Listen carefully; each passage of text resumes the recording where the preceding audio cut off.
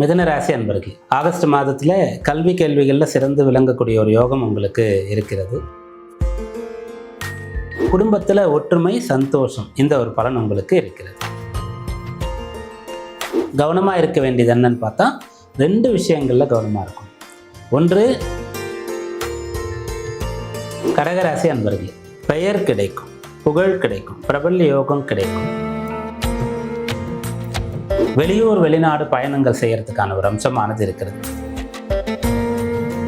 சிம்ம ராசி அன்பர்களே, ஆகஸ்ட் மாதத்தில் உங்களுக்கு முதலீடு செய்கிறீர்கள் என்று சொன்னால் அது திரும்ப ரிட்டர்ன் வரும்.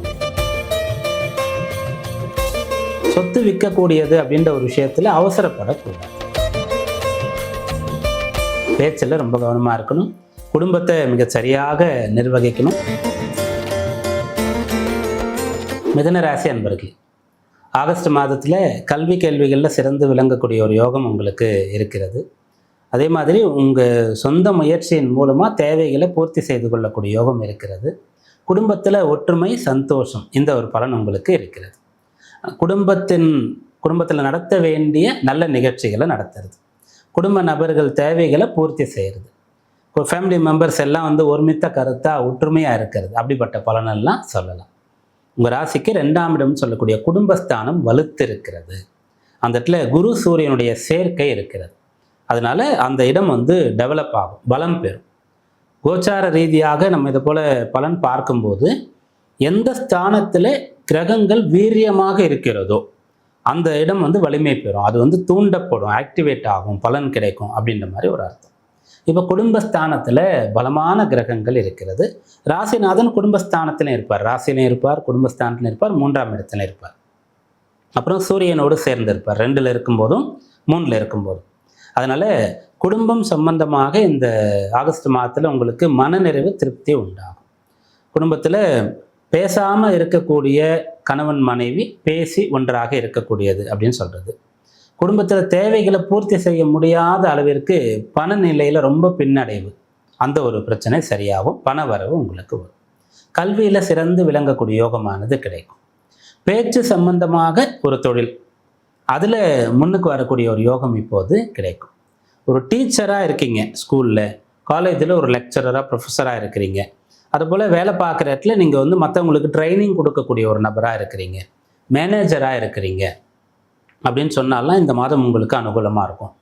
மிதுன ராசியிலிருந்து ஒரு அட்வொகேட்டாக இருக்கிறீங்க, ஒரு ஆடிட்டராக இருக்கிறீங்க, பொதுவாக ஒரு கன்சல்டண்ட்டாக இருக்கிறீங்கன்னு சொன்னால் இந்த மாதத்தில் நல்ல நல்ல வாய்ப்பெல்லாம் உங்களுக்கு கிடைக்கும்.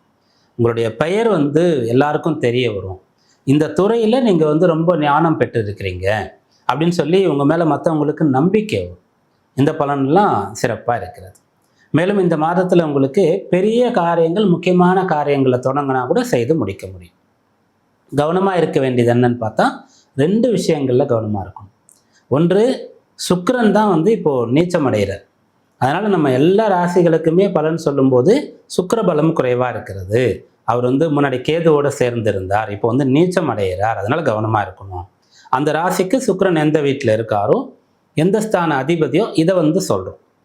மிதுனத்துக்கு என்ன வருதுன்னு கேட்டால் செவ்வாயும் ராசியில் இருக்கு. அவர் யாருன்னு கேட்கும்போது 6ஆம் அதிபதியாக இருக்கு. அப்போ 6க்குடையவர் ராசியில் அமர்ந்து இருக்கிறதுனால நீங்கள் எதிரிகளுக்கு இடம் கொடுத்துருவீங்க. எதிரிகள் உங்களை விட பலம் பெற்று உங்களை அவங்க கண்ட்ரோலில் கொண்டு வரக்கூடிய ஒரு அம்சம் இருக்கிறது. அதனால கவனமாக இருக்கணும். எதிரின்னு சொன்னால் வெளியில் ஒரு நபராக பார்க்கலாம், உள்ளுக்குள்ளே நோயாக பார்க்கலாம். அப்போ நோய்க்கு இடம் கொடையல்னு சொல்லுவாங்க. ஆரோக்கியத்திற்கு முக்கியத்துவம் தரும். அப்புறம் சுக்கிரன் 4ஆம் பாவத்தில் இருக்காரு. அப்போது தேவையில்லாத அபிலாஷைகள், சிற்றின்பம்னு சொல்லுவோம், அந்த மாதிரி விஷயங்களில் நீங்கள் ஈடுபட்டீங்கன்னு சொன்னால் பொருள் விரயம், நேர விரயம், தேக ஆரோக்கியம் கேடும், அவப்பெயரும் சேரும் அப்படின்ற மாதிரி. அதனால் இதை தவிர்த்துட்டா ஆகஸ்ட் மாதம் அற்புதமாக இருக்கும். கடகராசி அன்பர்களே, ஆகஸ்ட் மாதத்தில் உங்களுக்கு கிடைக்கக்கூடிய பலன்களில் பிரதானமாக இருக்கிறது பெயர், புகழ், பிரபல்ய யோகம் கிடைக்கிறது அப்படின்னு சொல்லலாம். ராசியில் சூரியனும் குருவும் சேர்றதுன்றது விசேஷமான ஒரு அம்சம். குரு பாக்யாதிபதி, அவர் ராசியில் இருக்கிறது நல்லது. அவரே 6ஆம் அதிபதியாகவும் இருக்கார். ஆனால் 2 வீடுகளுக்கு ஒரு கிரகம் ஆதிபத்தியம் பெற்றால், அதில் ஒன்று திரிகோணமாக இருந்து விட்டால், மற்றொரு வீடு அசுபஸ்தானமாக இருந்தாலும் கூட கவலைப்பட வேண்டாம். ஒன்று. 2வது, கடகம் அப்படின்னு சொன்னால் இதில் புனர்பூசம் பூசம் ஆயில்யம்னு இருக்கும். குரு இங்கே இருக்கார், குருக்கு 2 வீடு. அப்போது தனுசுன்னு சொல்லும்போது மூலம் பூராடம் உத்திராடம், மீனம்னு சொன்னால் புரட்டாதி உத்திரட்டாதி ரேவதி. அதனால 9ஆம் அதிபதி ராசியில் இருக்கிறதா எடுத்துக்கொள்ளலாம். அவரோடு சூரியனோட சேர்க்கை, சூரியன் 2ஆம் வீட்டுக்கு அதிபதி, அப்போ சூரியன் குரு சேர்ந்து இருக்கிறாங்க. அதனால இது நல்லது. அங்கீகாரம் கிடைக்கும், பெயர் கிடைக்கும், புகழ் கிடைக்கும், பிரபல்ய யோகம் கிடைக்கும், உத்தியோகம் கிடைக்கும், படிக்கிறதுக்கு வாய்ப்பு கிடைக்கும், அரசு சம்பந்தமான அனுகூலங்கள், அரசு சம்பந்தமான ஆதாயங்கள் அதெல்லாம் கிடைக்கக்கூடிய யோகமானது உங்களுக்கு சிறப்பாக இருக்கிறது. மேலும் நன்றாக படிக்க போகிறீங்க. நல்ல ஒழுக்கம்னு சொல்லக்கூடிய விஷயம் ரொம்ப விசேஷமாக இருக்கிறது. குரு ராசியில் இருக்கக்கூடிய சமயத்தில் எவர் ஒருவர் அந்த குரு காட்டிய வழியில் இப்படி தான் இருக்கணும் அப்படின்றது தான் லைஃப் லெசன், இப்படிலாம் இருக்கக்கூடாது அப்படின்ற ஒன்று இருக்கிறது. இதுதான் நம்முடைய தர்மம், நமக்கு சனாதன தர்மம் அறிவுறுத்துது, போதனை செய்கிறது. இதெல்லாம் செய், இதெல்லாம் செய்யாது என்று. குரு ராசியில் இருக்கும்போது அதை கடைபிடிக்கக்கூடியவர்களுக்கு ஜென்ம குரு அவர் கெடுதல் பண்ணுறாருன்னு நிலை வராது. குருவோடு சூரியனும் சேர்ந்து இருக்கும்போது என்னென்னா, அந்த சூரியன்னு சொல்லும்போது உயர்ந்த நிலையை குறிக்கும். அப்போ ரொம்ப பெரிய பதவி, ரொம்ப பெரிய ஒரு செல்வந்தராக இருப்பார், படித்த நபராக இருப்பார். அப்போ அப்படிப்பட்ட ஒருத்தர் புகழ் பெற்றவராக இருப்பார். அவர் பேசுகிற ஒவ்வொரு வார்த்தையும் கவனிக்கப்படும். அப்போ ரொம்ப சரியாக இருக்கணும், சின்னதாக மிஸ் பண்ணாலும் கூட தப்பாயிடும் அப்படின்ற மாதிரி வரும். அதனால் ஒழுக்கத்திலையும் பண்புகள்லையும் சிறந்து விளங்கக்கூடிய அம்சம் இப்போது சாதகமாக இருக்கிறது. அப்புறம் இந்த கடகராசி அன்பர்களுக்கு ஆகஸ்ட் மாதத்தில் கிடைக்கக்கூடிய பலன் அப்படின்னு பார்த்தா, வெளியூர் வெளிநாடு பயணங்கள் செய்கிறதுக்கான ஒரு அம்சமானது இருக்கிறது. 12ஆம் அதிபதி ராசிக்குள்ளே சஞ்சரிக்கக்கூடிய ஒன்று. அதனால் 5, 10ஆம் அதிபதியாக இருக்கக்கூடிய யோகாதிபதி செவ்வாய் 12ஆம் இடத்துல இருக்கு. அப்போ நீங்கள் வெளியூர் போயிட்டு வேலை பார்க்கறது, வெளியூர் போயிட்டு படிக்கிறது அப்படின்ற ஒரு அம்சமும் இப்போ சாதகமாக இருக்கிறது. இதற்கான முயற்சிகள்லாம் நீங்கள் செய்யலாம். அப்போ நிறைய நல்ல விஷயங்களை சொல்லியிருக்கோம். அந்த நல்ல விஷயங்கள்லேயே சில விஷயங்கள் இது போல் ஒழுக்கம், அந்த உயர்ந்த ஒரு நிலை இதெல்லாம் கடைபிடிக்கணும் அப்படின்றத அறிவுறுத்தியிருக்கோம். கவனமாக இருக்க வேண்டியது என்னன்னு பார்த்தா, 3ஆம் பாவத்தில் சுக்கிரன் அவர் நீச்சமடைகிறார். அப்போ 3ஆம் இடம்னு சொன்னால் என்னென்னா, காரிய ஜெயம், முயற்சி, சகோதரம் இதெல்லாம் சொல்லுவோம். அதில் உள்ள ஒளிஞ்சிட்டு இருக்கிறது என்னென்னா காரிய ஜெயம் சொல்கிறேன் இல்லையா, அது போல் வீரியம்னு சொல்லுவோம். வீரியம்னு சொன்னால் ஒருத்தர் தன்னுடைய சக்தியை சேமிக்கிறது, சக்தியை கட்டுப்படுத்தி வச்சிருக்கிறது அப்படின்ற ஒரு அர்த்தம். அதனால நீங்கள் இந்த மாதத்தில் செயல்களை தீர்மானிக்கும் போது நல்லதாக தீர்மானித்து கொள்ளணும். உங்களுக்கு இழுக்கு வரும்படியாக ஒன்றை செய்துவிடக்கூடாது. அது 3ஆம் இடத்துல இருக்கிறதுனால நீங்கள் ரொம்ப கவனமாக இருக்கணும். ஒன்று முயற்சி தோல்வி அப்படின்ற ஒரு விஷயம் வந்துடும், நம்ம அதில் அலட்சியமாக இருந்துட்டோம்னு சொன்னால்.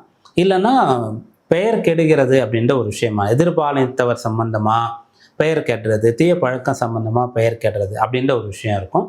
கோபதாபத்தினால அவசரத்தினால கொஞ்சம் சரிவை சந்திக்கிறதுன்னு இருக்கும். அதனால் இதை மட்டும் நீங்கள் தவிர்த்துட்டீங்க. குரு சூரியனுடைய தன்மையில் நீங்கள் இருக்கிறீங்கன்னா ஆகஸ்ட் மாதம் கடகராசி அன்பர்களுக்கு சாலச்சிறந்ததாக அமையும். சிம்ம ராசி அன்பர்களே, ஆகஸ்ட் மாதத்தில் உங்களுக்கு விட்டதை பிடிக்கக்கூடிய ஒரு பலன் சொல்லலாம். இழந்ததை மீட்கக்கூடியது அப்படின்னு சொல்கிறது. ராசிநாதனா சூரியன் இருக்கார், அவர் 12லும் ராசியிலையும் இருக்க போகிறார். 12லிருந்து ராசிக்கு வரார் அப்படின்னு எடுத்துக்கலாம். அது ஒரு கிரகத்தினுடைய பலனை நம்ம தீர்மானிக்கும் போது அவர் இப்போ சிம்ம ராசிக்கே எடுத்துக்கலாமே, இதே சூரியனே எடுத்துக்கலாமே. அஷ்டமத்தில் சூரியன் இருக்காருன்னு வச்சுக்கலாம் மீன ராசியில். அது பெரிய அளவுக்கு நற்பலனாக பார்க்க முடியாது, பின்னடைவாகத்தான் சொல்லணும். ஆனால் உச்ச வீட்டை நோக்கி அவர் போகிறாரு, 9ஆம் பாவத்திற்கு போகிறார், உச்சமடைய போகிறார். அப்படின்றதுனால ரொம்ப கஷ்டப்பட்டாலும் அவர் நல்ல நிலையை அடைய போகிறாருன்ற மாதிரி அதை எடுத்துக்கலாம். ஒரு கிரகம் எங்கேருந்து எங்கே போகிறது அப்படின்றத பார்க்கணும் பலன் சொல்கிற காலத்தில். அதே மாதிரி இப்போ உங்களுக்கு 12லேருந்து ராசிக்குள்ளே வரப்போகிறார். ராசிக்குள்ளே வரும்போது அவர் ஆட்சி பலம் பெறுவார், சொந்த வீடு அப்படின்னு சொல்கிற ஒரு நிலை. அதனால் நீங்கள் ஒரு கஷ்டத்திலிருந்து நல்ல இடத்துக்கு போகிறீங்க அப்படின்றது அர்த்தம். இப்போது இந்த ஆகஸ்ட் மாதம் தொடங்கும் போது ஆடி மாதத்தினுடைய பிற்பகுதி இருக்கும். சூரியன் 12ஆம் இடத்துல கடகத்தில் இருப்பார். அங்கே ஆல்ரெடி குருவும் இருக்கார். புதனும் அந்த இடத்துக்கு வருவார். விரயஸ்தானத்தில் ஒன்றுக்கு மேற்பட்ட கிரகங்கள் இருக்கும். ராசிநாதனே போய் விரயஸ்தானத்தில் இருப்பார். அங்கே இருந்து ராசிக்குள்ளே அவர் வரப்போகிறார். அப்போ இப்போ நீங்கள் முதலீடு செய்கிறீர்கள் என்று சொன்னால் அது திரும்ப ரிட்டர்ன் வரும். உங்களுக்கு அந்த இன்வெஸ்ட்மெண்ட் பண்ணிங்கன்னா அதுலேருந்து ப்ராஃபிட் கிடைக்கும், லாபம் கிடைக்கும். மூலதனம் செய்து அதுலேருந்து லாபம் சம்பாதிக்கலாம் அப்படின்ற மாதிரி எடுத்துக்கலாம்.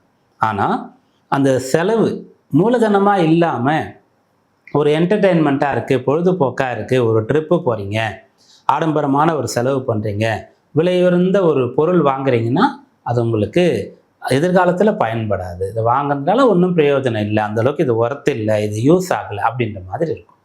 அப்போ இந்த ஆகஸ்ட் மாதத்தில் நீங்கள் வந்து என்ன மாதிரி பிளான் பண்ணணும்னா, செய்கிற செலவு பயனுள்ளதா இல்லையா, உங்களுடைய நேரத்தை கரெக்டாக ஸ்பெண்ட் பண்ணுறீங்களா இல்லையா, படிக்கிறீங்கன்னா என்ன படிக்கிறீங்க, அந்த படிக்கிறது என்ன வேணால் படிக்கலாம் உலகத்தில், கண்டதை படிப்பவன் பண்டிதன் ஆவான்னு சொல்லுவாங்க.